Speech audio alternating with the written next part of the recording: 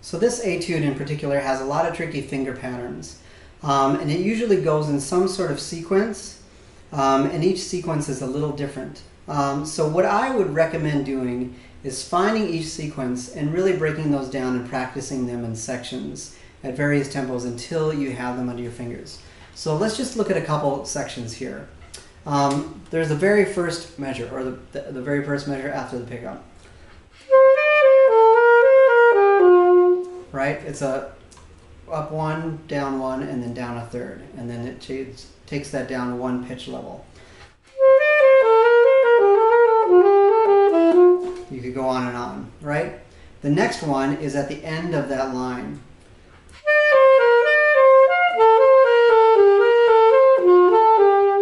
Right?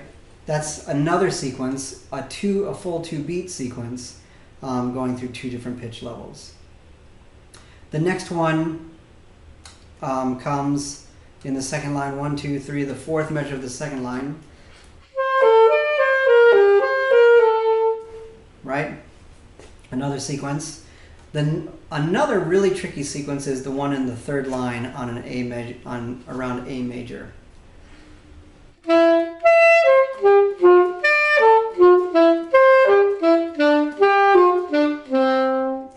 And then it ends that sequence with a little different motif. A major triad, right? So I would be practicing each of these, especially this one.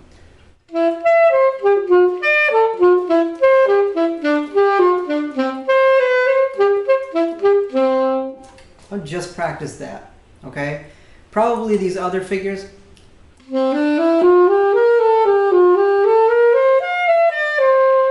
Right? You probably won't struggle with those as much. So don't spend a lot of time on the stuff that you are already understanding. Spend time on the stuff that you're really struggling with first.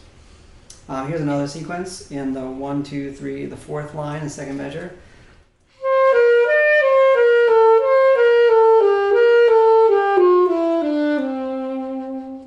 Okay, there's a sequence. Another one was 1, 2, 3, 4, the fifth line, the third measure. This is the same one as in the beginning. So if you already know the one in the beginning, now you have this ending phrase too.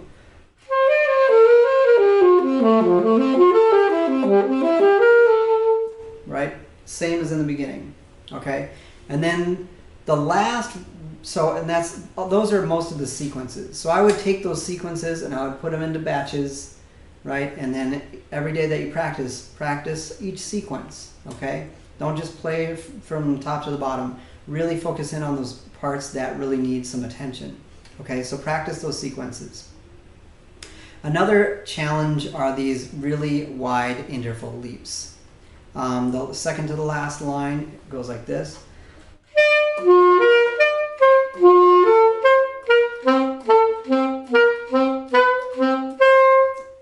Okay, so a lot of really wide interval leaps. Try not to do a bunch of facial acrobatics to get these notes to speak.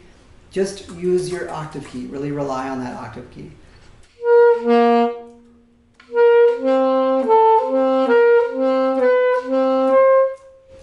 practice it with different articulations, like all slurred.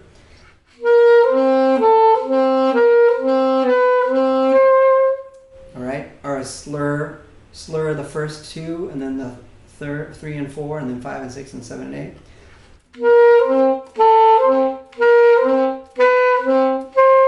And then the opposite. Ba, ba, e. Slur the notes that are going up.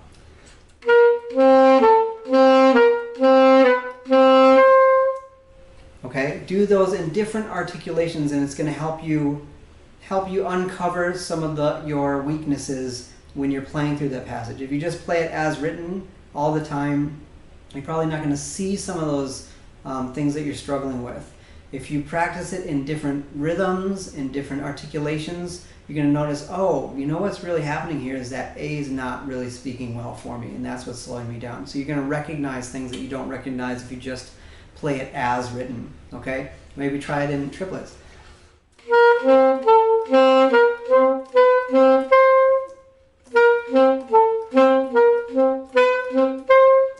Right? Or triplets starting on the note before.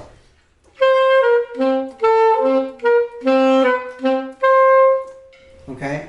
That'll help you really develop a relationship with every angle of these intervals. Okay? Same thing for the last line, these Ds.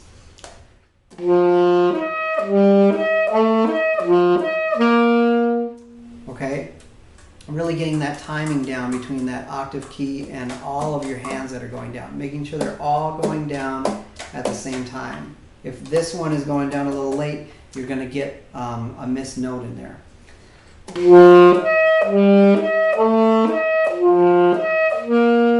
Okay, do them all slurred. Slur every other one.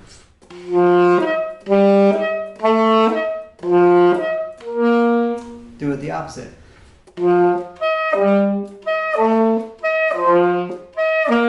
Right, just there it showed me that my C to D interval wasn't so great. Okay, so it's revealing to me things that I need to work on. What was the other one we did? Triplets.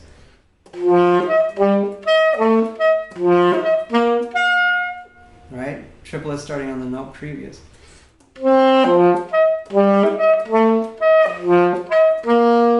Okay? It just is approaching these intervals from a lot of different angles. And every different angle you approach the note from, it's going to reveal different things, and it's going to develop rhythmic independence as well. So it works on a lot of different things. Another aspect of this piece is the staccato. Really developing a clear and crisp staccato, and really developing a fast staccato. Okay? So since this is in the key of D major, let's practice our D major scale, first legato, and then staccato.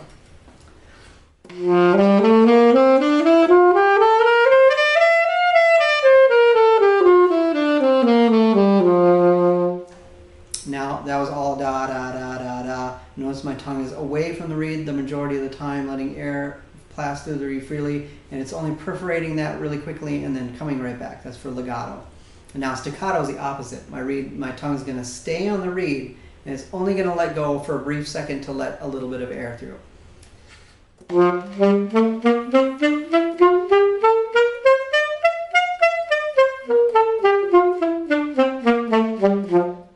Okay, so the air pressure is coming from the diaphragm and the air is moving really strongly, but I'm just stopping it from going through and making the reed vibrate. So I still want that strength of air pressure. That's what's going to give me my phrasing and that connection of line. So I don't want to like pulse these. I don't want to go, right? You don't want that. You want strong air through those phrases, but just perforating it with your tongue.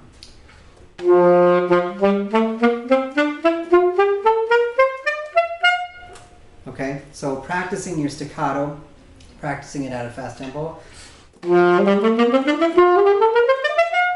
Okay, so that then you can incorporate those into this. Also, let's look at a few different articulation patterns in here and then apply that to our scale so we get used to seeing those. Let's look at measure number 1.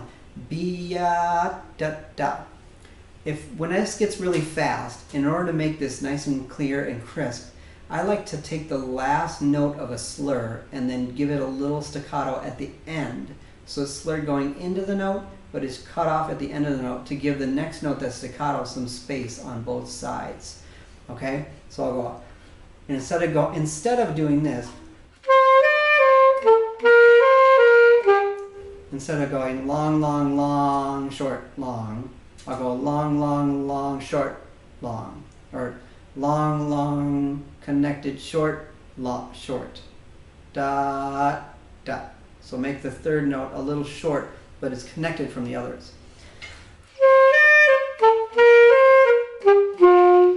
Okay, it'll just make those staccato notes pop out a little bit. So that's a articulation pattern that we can incorporate into our warm-up scales. Dot, dot, dot, dot.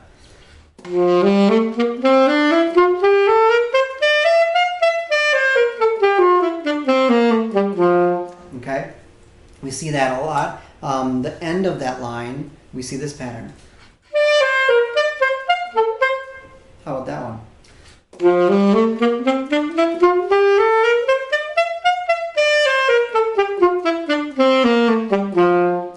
Okay, so incorporating that articulation pattern. How about this one? The second line, 1, 2, 3, the fourth measure. How about this articulation pattern?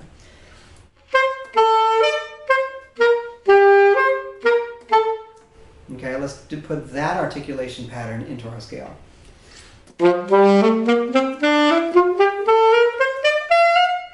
Okay, put that into your scale. So look at all these different articulation patterns and incorporate those into your scale so that you get used to them as a recurring pattern. So if you only see them on like 2 beats, you may not like recognize them really quickly as a specific pattern that you're used to articulating. But if you isolate those 2 beats and you take that pattern to a longer phrase like your scales, you'll get used to how that pattern functions. And when you see it in your music, you can just kind of naturally execute it rather than trying to recall how those articulations go. Okay? And it's really, there are a few dynamics in here. Not a lot, but there are some dynamics in here. So not quite as much as in the slow piece, but definitely bring out these dynamics and go through and play how each of these phrases are going to go at the dynamic that is written. First one, mezzo forte. Okay, the next one we see is marked piano. Okay, and then we have a forte in the third line.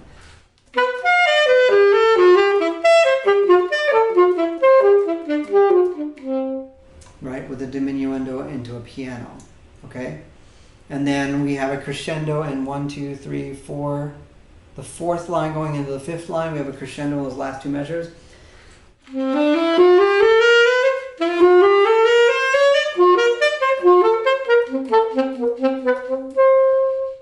Right, a crescendo and then a decrescendo. Okay, and then the rest is all supposed to be a piano with a crescendo into forte at the end. Okay, so bring out these dynamics and the musicality as well. Practice your patterns, practice your articulations, practice your arpeggios as well. If we look at 1, 2, the third measure, an A major 7 arpeggio, then one after that is a D major arpeggio. Okay, D major arpeggio. We have a G major arpeggio in here somewhere. 1, 2, 3, 4, the fifth line.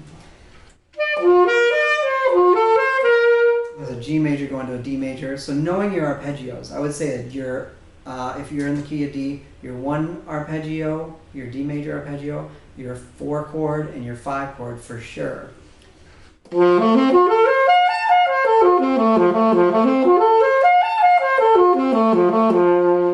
4 chord.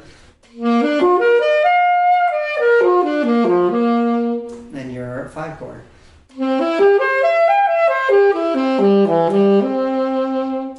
Practice those and get comfortable and familiar with them so that when you see those arpeggios in this piece, you're not guessing what each note is going to be next. You just say, oh, it's an A major arpeggio. I know my A major arpeggios like the back of my hand, so I can kind of go on autopilot for a second there while I think about what's coming up next.